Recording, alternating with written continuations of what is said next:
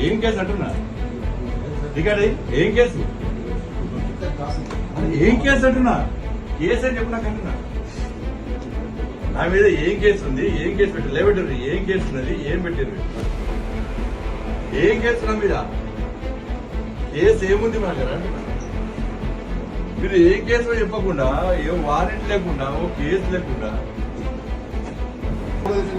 ఏం ప్రైవేట్ ఏం ఇష్యూ అయింది ఏం ఇష్యూ లేదు సార్